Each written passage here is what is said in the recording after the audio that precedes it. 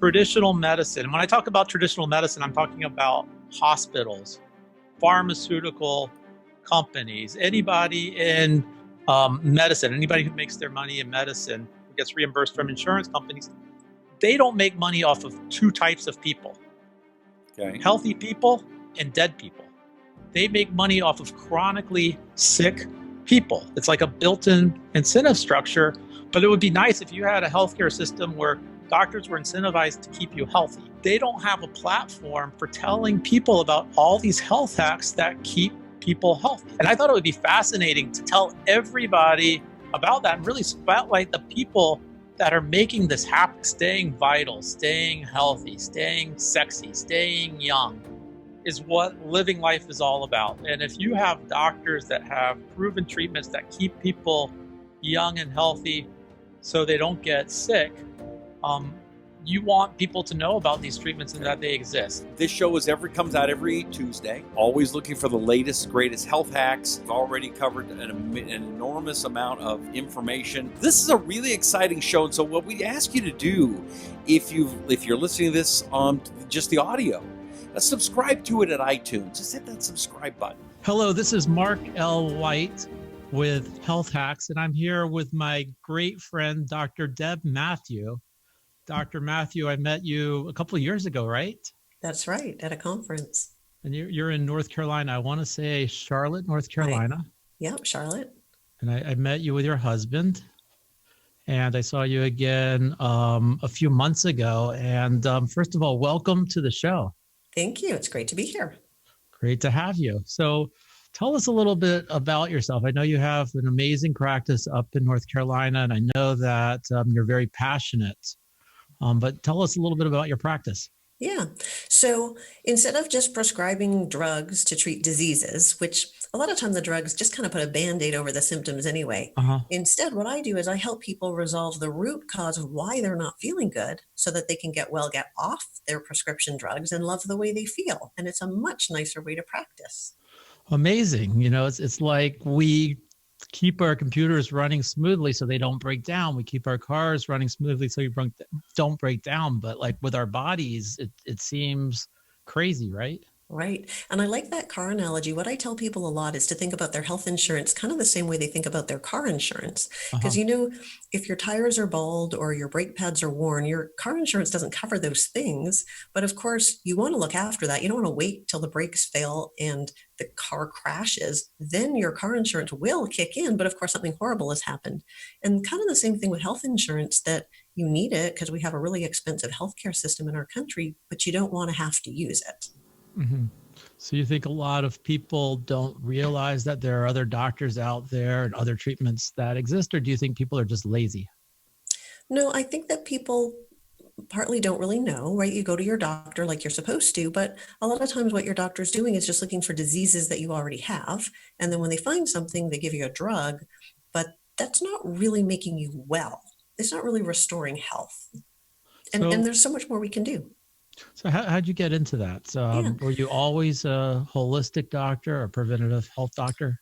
No, I was not. Actually, originally in my career, I was a pediatrician. Really? And I picked that because it was a lot of prevention. But in my own personal life, I was exhausted all the time. I mean, I was so tired. I needed 10 hours of sleep just to function like a normal human. And I was cold all the time. I took a sweater everywhere that I went. But these things had gone on for so long, I just thought it was normal for me. And I didn't realize, I knew that I was hypothyroid. I'd been diagnosed with hypothyroidism. I was on medicine for 10 years, but I didn't realize that the medicine that I was being treated with wasn't working for me. Mm-hmm. And then in my 30s, I started to have other hormone shifts because of my age. I became anxious and irritable, and my poor husband had to put up with me. My poor kid felt so guilty for screaming at them all the time. And really what actually changed for me is I read a book by Suzanne Summers about women's hormones. And I learned all kinds of things that I never learned in medical school. And I realized there's so much that we can do to get well. And that changed everything for me. But then I couldn't go back and just be writing the prescriptions all the time because it just didn't feel right anymore. It didn't feel authentic. It's funny because when I think of my pediatrician back in the 1970s, he used to smell like cigarettes. Oh my gosh. Yeah. and he was very obese. And when you look at kids today, and I don't want to digress too much, but you see all this childhood obesity, and you see kids drinking sodas and drinking fast foods. Has did that shock you as a pediatrician, or did you see a lot of that? Of course I did see a lot of it, but it didn't really shock me. And even my own kids, I mean, we went to the fast food restaurants and I fed them juice and those fruit snacks.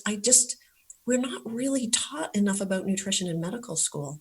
And once I learned more about this whole prevention and, you know, health promotion, I didn't know how to do that for children. And so I retired from pediatrics, and for the last 13 years, I've been seeing adults.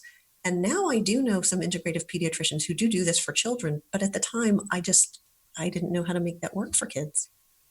And why do you think like medical people, doctors don't talk more about nutrition? Because we're learning more how much nutrition helps us keep young and stay healthy. Yeah, but at medical school, that is not what we are taught. I literally had about 1 hour of nutrition training, and all they talked about was, starving children on the other side of the world who literally did not have enough calories to eat. And that's not the problem with Americans. We got lots of calories. We just don't have the right nutrients in our diet. And do you think there's, we hear the battle between paleo, keto, interfasted, intermittent diet. So even if we do know that eating hamburgers is bad for us, what do we do? Yeah, it's so hard, isn't it? Because we call it nutritional whiplash. Like on Dr. Oz on Monday, they say, milk is bad. And then on Tuesday on the doctors, it's something else. And so you don't even know what to think. And it's so confusing. But there are some things that we can all agree on. And I think if we start there, that's a really great place to start. And some of the things that I want to specifically talk with you about today are the kinds of foods that we can eat that keep your brain younger, that keep your memory sharp, so that you can feel good, because this can fit with any of those things that you just said. So we know that we're having a crisis in Alzheimer's, and we know about brain fog and people our age or my age. I'll be 50 this year. And I know people that come up to me and their mental acuity is decreased.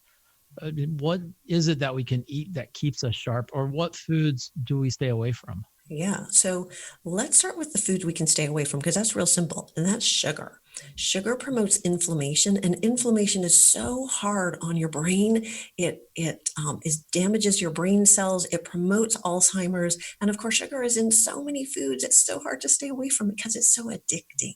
But if we can help to minimize the sugar in your diet, your brain will really feel better. And, I have a story to tell about this that, one Christmas, I was spending time with my family. They were, my mother-in-law, my sister-in-law, they made all these delicious treats, and I ate quite a bit of sugar, a lot more sugar than I normally eat. And over the next week, I felt really sluggish and I had brain fog. I wasn't sleeping. I really didn't feel good.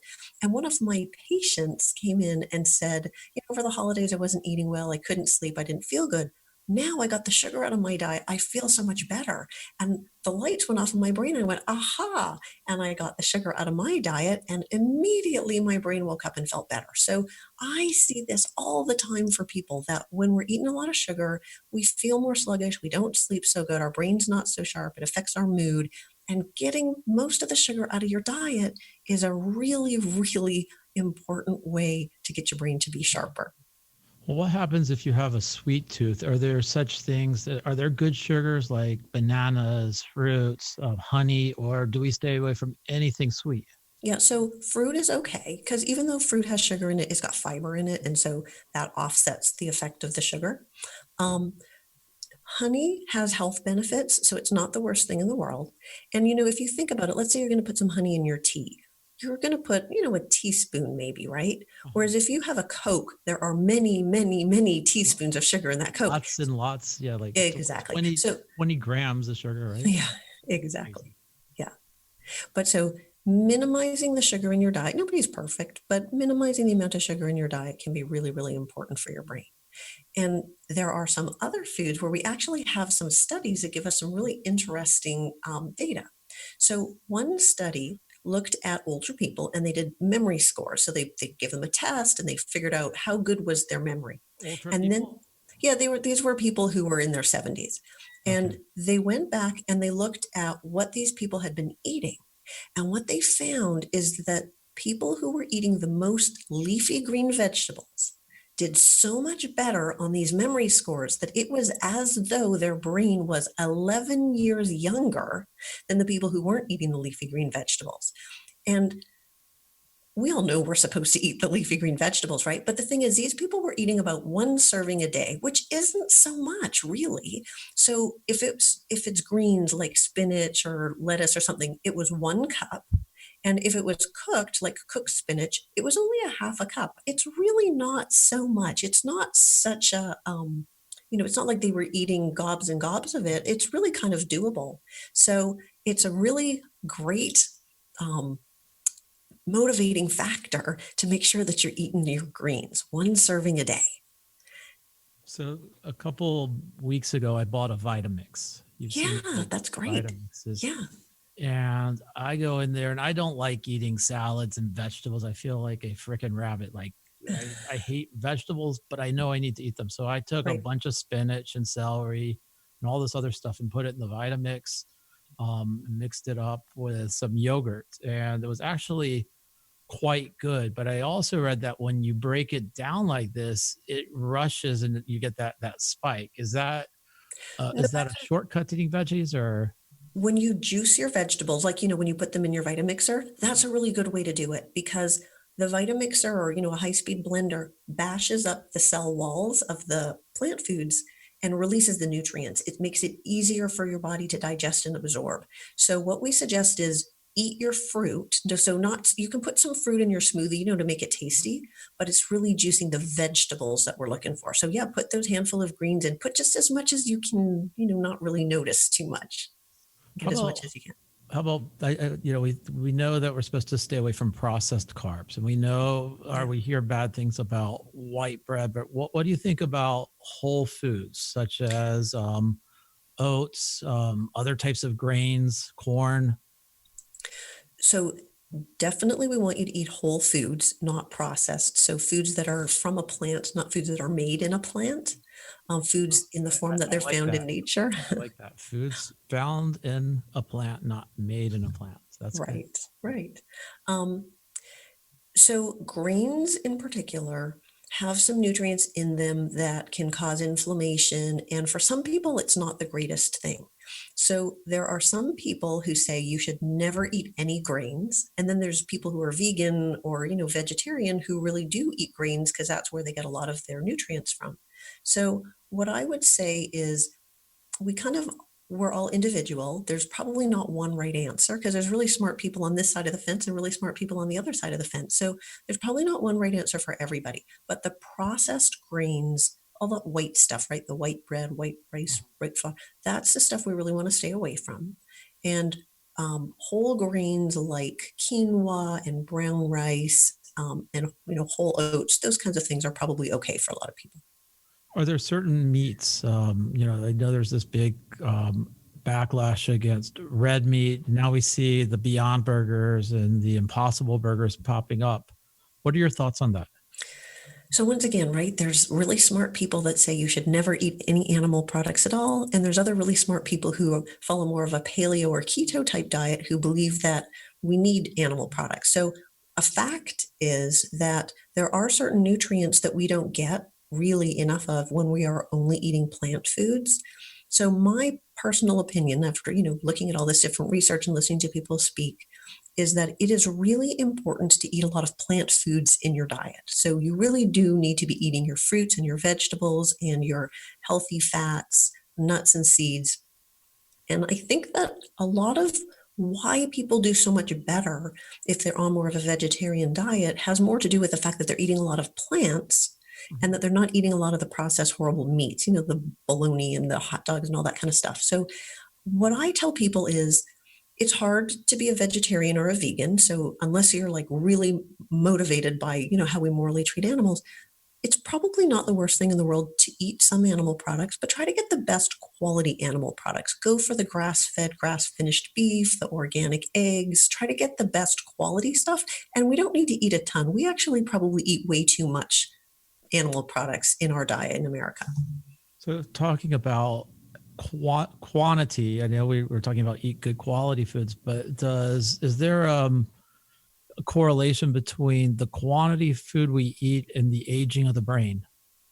So we know that when we overeat, it causes all kinds of problems with inflammation. It causes problems in our gut. And we know that when we fast, and all cultures in the world have histories of fasting, have traditions of fasting. Mhm. So we know that when we fast, that's actually really good for our brain. So it can be like 1 day a week when you fast. It can be time restricted feeding, which means that the most common way to do this is you eat over a 10-hour window in the day, like say from um, 11 in the morning until 7 o'clock at night. And then you don't eat anything overnight until 11 o'clock the next morning. So you fast for 16 hours at night. And we know that that can have some really important benefits for your brain. So overeating is bad. Eating too much sugar, eating processed foods, those are all really not good for your brain. And lots of plant foods and some fasting can actually be really helpful. And Oh, a couple of other things that we have some data on is people who ate fish 4 times a week. When they did memory scores, it was as though their brains were 4 years younger. So fish is brain food. So eating fish is a good idea, but it really needs to be wild caught fish, because when we have farm raised fish, they feed the fish chow. Like, it doesn't eat a natural diet. It doesn't have all the good healthy omega-3s that our brains really need. so stay away from the tilapia. Yeah, all the tilapia you get at the grocery store here is all farm raised, and catfish too. What do you think about sardines? So sardines are great. It's a tough sell. I try to tell my patients all the time to try sardines, and everybody just looks at me with that horrible face like they can't stand them. I've learned to like. Throw it in the Vitamix. Oh, I Vitamix haven't for tried that. sardines. No, I haven't tried it either. I just thought of that, and the thought of it actually doesn't sound too appealing. But who knows? Maybe we're onto Yeah, something. but the sardines are good because they're small little fish, so they don't have as many toxins in them as the larger fish who had to eat a lot of little fish in order to get to be so big. So when patients come in to see you, how much of your time is spent talking about their diet?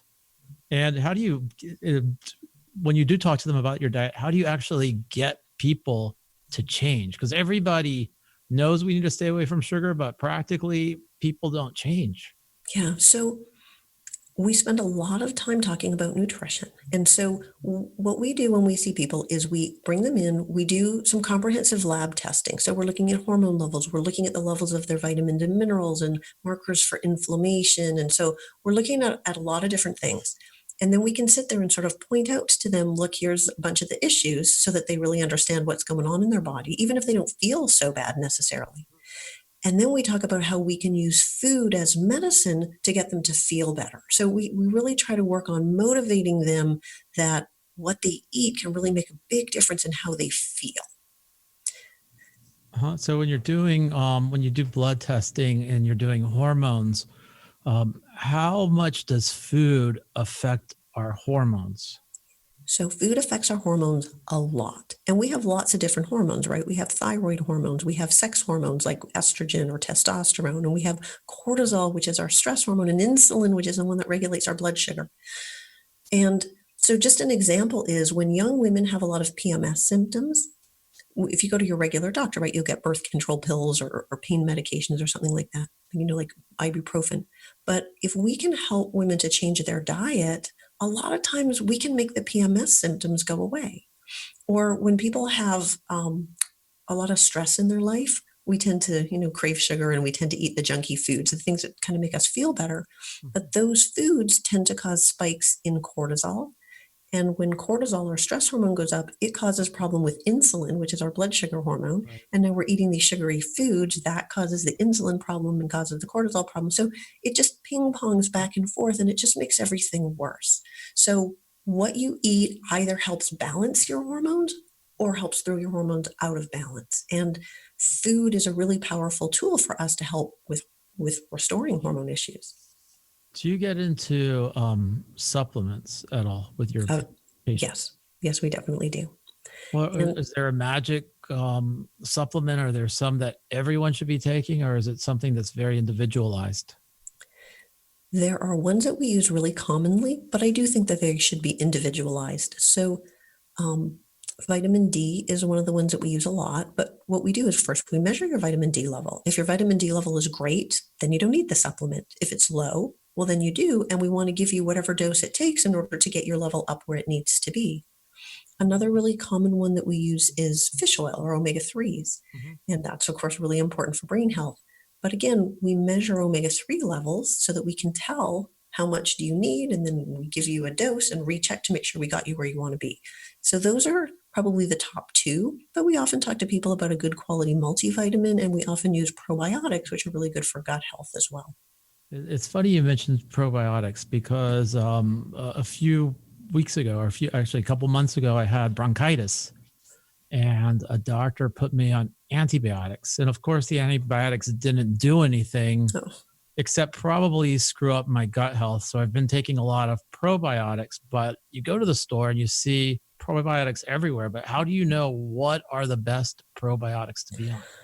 It can be really hard, isn't it? So, what I would say, just in general, if you're looking for nutritional supplements, is to go to a health food store or get them from a healthcare practitioner, as opposed to getting them from, the grocery store and the chain pharmacies. Mhm. Most really good quality probiotics need to be refrigerated. So there are some exceptions, but as a general rule, you would want to get a probiotic that is refrigerated. And the most common ones would contain lactobacillus and bifidobacter. Those are two really common ones that we look for, lactobacillus and bifidobacter. And you want to have a high colony count. So a lot of times, if you're just trying to have good general health, we would go for something like at least 15 billion organisms in a capsule. So sometimes people go and they buy one that's got like 1 billion organism in a capsule, which is probably not really doing a whole heck of a lot. So let's dumb this down a little bit because probiotics, I know growing up, nobody ever mentioned probiotics. And now that's a thing now. Now people talk about, they use fancy words like gut flora. And, first of all, what are probiotics? And second of all, how do they help us stay young? And what do they do to our brains? Yeah. So in our gut, we all have trillions of bacteria, and we got all different kinds of bacteria. And it used to be that we only really cared about it if you had something like salmonella that gave you bloody diarrhea. The rest of it we didn't care about. But now what we understand is a lot of that bacteria in our gut is really, really important for our health. It helps us to absorb some of our vitamins and minerals. In fact, the bacteria in our gut can make some vitamins for us. The bacteria helps to keep our colon cells healthy and also helps to regulate our immune system. So these bacteria help our immune system figure out this is a germ, you should go attack it. And the bacteria can release chemicals into our bloodstream that actually go to our brain and affect brain health. So they affect mood and memory and level of alertness and all these kinds of things. But in our modern world, there's so many things that screw it up. So like you said, the antibiotics, they kill we hope they kill the bacteria that's causing whatever your infection is, but they don't only kill that one kind. They kill the good bacteria in your gut.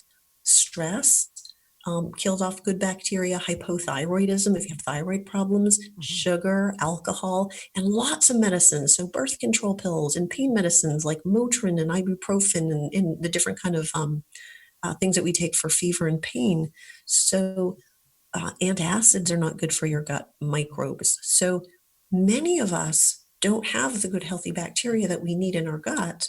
And so sometimes taking a probiotic can help restore some of those good healthy bacteria and can help not just digestive symptoms, gas and bloating, but really can help support immune system function and brain health too.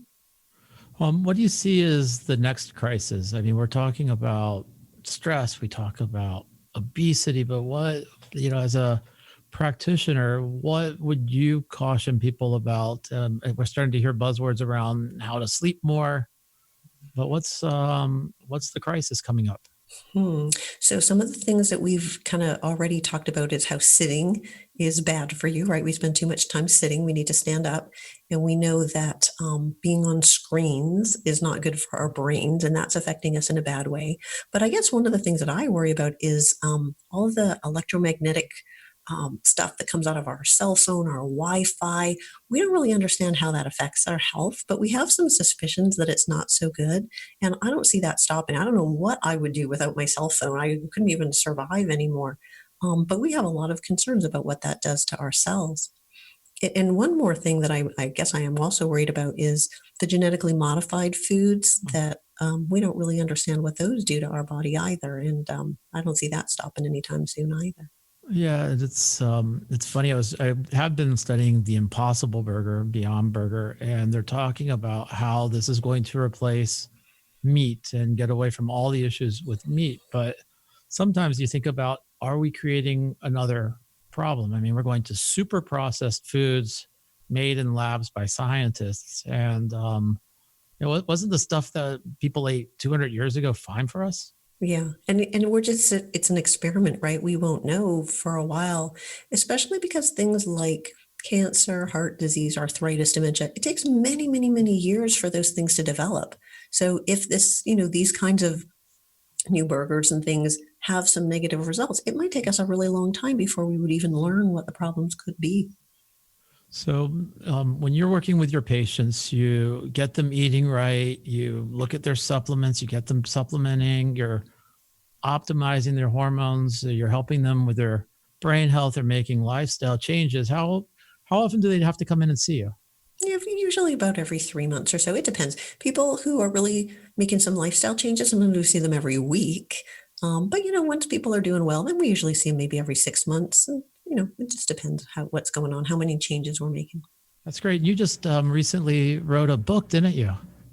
I did. So I have previously written a book on women's hormones. It's called This Is Not Normal, A Busy Woman's Guide to Symptoms of Hormone Imbalance. It's not normal. Not normal. Because, sometimes we know we don't feel right, but we just don't really quite understand why. So it's got lots of quizzes to help people understand, what might be going wrong, so that if you know what's going wrong, then you can start to look for the right solutions for the problems. And I am now working on one for men's health to try to help men understand what's going wrong and how they can get some help. That's exciting. And if somebody wanted to learn more about your practice, where would they go and how would they get in touch with you? Mm-hmm. So you can go to signaturewellness.org. And if you would like to read the book, it's available on Amazon, but you can actually download a free copy at isityourhormones.com. And I do not recommend me buying that for my wife on our 20th anniversary next week. So I don't know what it might be a little bit risky. It might be, but I love speaking with you. It's always good seeing you. Hopefully you guys can come down to South Florida. That'd be great. It's always a pleasure, Doctor. Thank you so much for having me on. Dr. Deb Matthews, if you want to visit her, you can go check out our notes. We're going to have a link to her website, signaturewellness.org. That's right. Thank you very much. Thank you.